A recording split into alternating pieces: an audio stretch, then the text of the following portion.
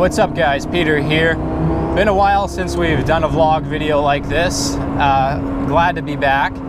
So as you can see, the Lambo is back together and it's running fine. It's actually been back together for about a week and a half now.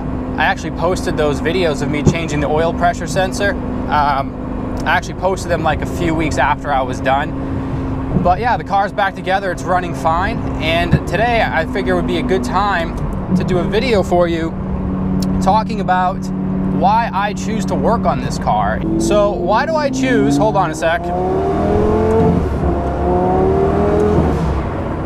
Why do I choose to do my own work on this car instead of sending it off to a Lamborghini dealership or a Lamborghini tech to do the work? Like you guys just saw, I had the oil pressure sensor go bad on this car, and it took me about 3 weeks working on the weekends and in my spare time to get it changed because I had to rip the top end of the motor apart, and it ended up being a nightmare. You know, why did I choose to do that myself instead of sending it off? You know, my reasoning may be a lot different than yours, so maybe it makes more sense for you to send the car off to a Lamborghini tech to work on it. For me, it just makes sense for me to do my own work, and here's why. Number one is I'm a car guy. I've always been a car guy, and I've always worked on my own cars. It's something I've always enjoyed, you know, from as far back as I can remember. You know, from when I got my first dirt bike, I enjoyed working on it, learning how it worked, learning how it went together.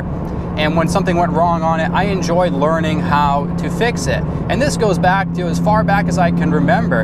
And when I got my license, guess what I did?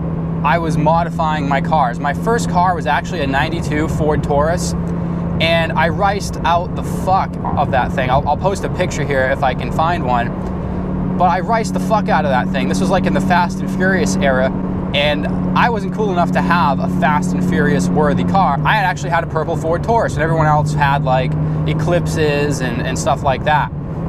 So I riced that thing out. I did my own work on it. After that, I bought a 91 Talon TSI. And that was the first car that I attempted to build myself. However, I was very young and I didn't have the funds needed to finish the car, or to do it right. So it kept on breaking, and I just, you know, I ran out of money to finish it, and I had to end up selling it. And you know, that's what it all comes back to basically. I'm a car guy and I enjoy working on my own stuff. Not every Lamborghini owner is going to be a true car guy, and that's not a bad thing. You know, it doesn't matter if you're a car guy or not, you can still have one of these. You may just like the looks of them, the sounds of them, you may just like the attention they get you, and for you, maybe working on one of these would be a complete nightmare, and that's totally okay. But for me, I enjoy, hey, there's my friend's dad in his NSX. I enjoy working on it. It's part of the ownership process. When I had to change this oil pressure sensor, man, was I pissed. My back was hurting. I was pissed that I wasn't able to be out driving the car, and that I was basically cooped up in the garage for 2 weeks, wrenching away on it. Yes, I was mad about that, but at the same time, I chose that, and it's all part of the process that I chose. Now, let me talk about how difficult it is to work on this thing. You know, in the comments, you know, when I post videos of me working on this thing, people say, oh, how did you learn how to do that? You know, how did you learn how to work on that car? How did you learn how to work on this Lamborghini? How do you know what you're doing? Well, I'm gonna be completely honest, guys. I don't ever have a fucking clue what I'm doing when I start a project, ever.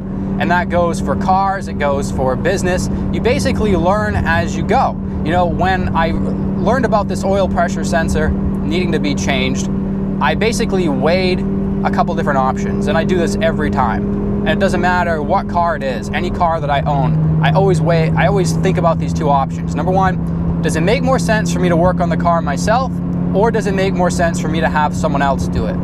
Sometimes it makes more sense to have a shop do the work. Like for example, getting this car, twin turbo, the engine built and everything, yeah, it made a whole hell of a lot more sense for me to have a reputable shop do it, because this is not just a simple, you know, twin turbo kit basically like you can slap on a Civic or something like that.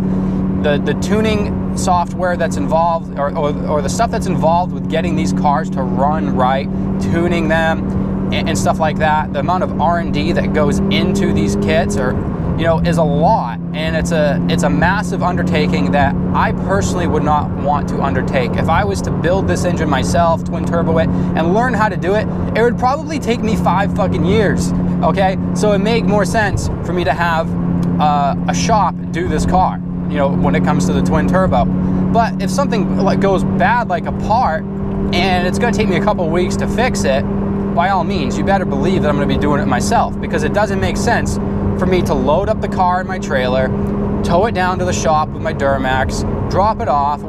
They could scratch the car while it's there, and it may be there for longer, and I'll end up paying thousands of dollars. That just doesn't make sense. So, like I said, I usually just weigh the different options. Which makes more sense for me? A shop, or should I do it myself? Now, like I said, when I usually start doing something on this thing, or pretty much any car that I own, it's usually the first time I've done it, and I don't know what I'm doing. So what I do is I simply go to the internet and I research how to do it. I ask friends who are good at working on cars, who are better than me. I ask them if I run into an issue, what should I do here, right? Or I call a shop and I ask them a question, or I Google it, or I read forum threads. That's how I figure it out, right? I don't just know how to do it, I just figure it out. And by no means am I claiming to be a mechanic. Am I mechanically inclined? I'd like to think I am, but I'm also someone who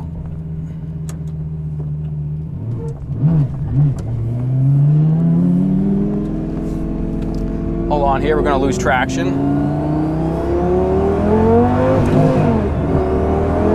Oh shit.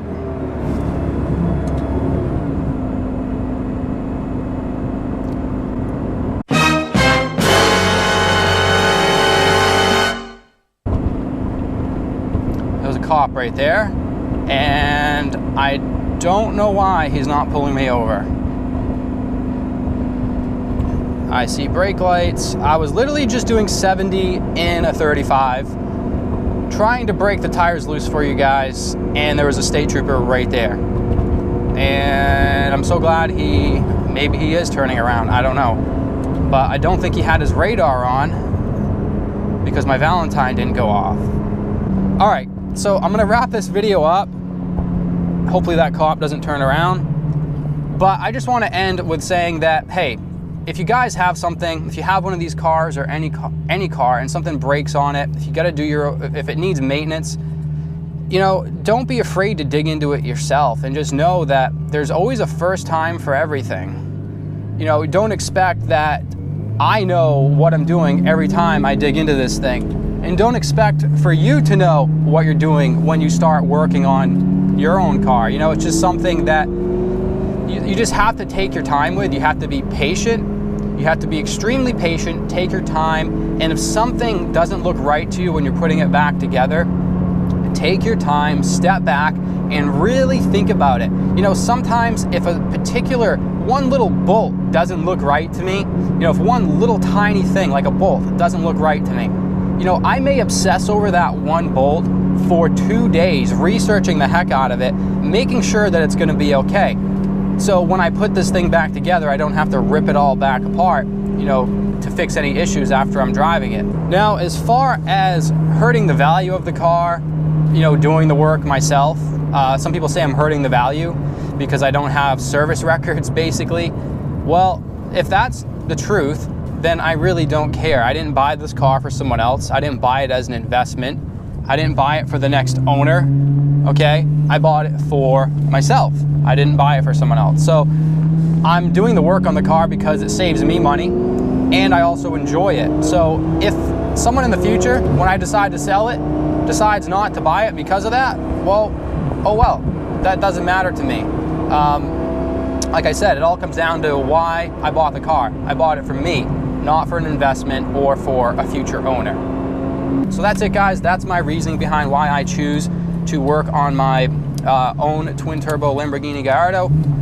If you have one of these cars, twin turbo or not, it may make sense for you to work on it. It may make sense for you to have someone else do it. It all depends on your situation and whether you feel comfortable. Just know that it's just like any other car. And there's really not much different between this and a Ford Mustang. You know, I've worked on my Ford Mustang, I've worked on this, and there's really not that much difference, besides this one being more difficult to get to things. So thanks so much, guys, and there goes my microphone. Thanks so much, guys. If you've enjoyed this video, please go ahead and press like, subscribe if you're new here, and I will see you in the next one.